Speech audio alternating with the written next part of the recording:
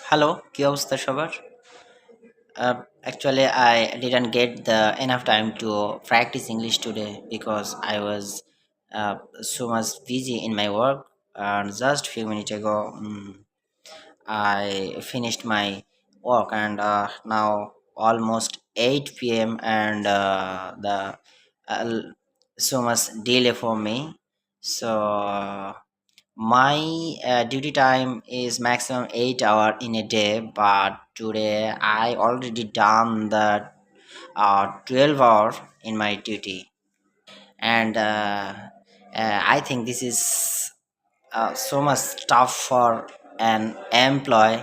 Me also same, and now I will go back to my home. আসলে ইংরেজি চর্চাটা প্রতিদিনই দরকার। এটা হঠাৎ করে কোনোদিন গ্যাপ দেওয়াটা ঠিক না। কথা বলতে বলতেই অ্যা দেখা যাবে যে প্র্যাকটিসটা চলমান থাকলে একসময় জড়তাটা ভেঙে যাবে আমার মতো। এখনও আমার ভাঙেনি। আমি চেষ্টা করতেছি প্রতিদিন প্র্যাকটিসটা চালিয়ে নেওয়ার জন্য। আসলে যে যাই বলুক না কেন, আ ১ম অনেকেই একটু আর চোখে তাকায়, একটু নেগেটিভ কথাবার্তা বলে যে, "ও কি পাগল হয়ে গেছে নাকি?"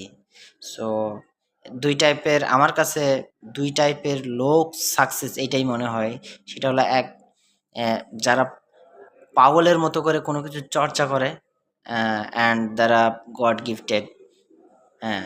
এই ২ লোক। সো হয়তোবা আমার গড গিফটেড কোনো কিছু নেই। সো আল্লাহ যতটুকু মেধা দিয়েছেন এতদিন এই মেধার আম পরিচর্যা করতে পারিনি।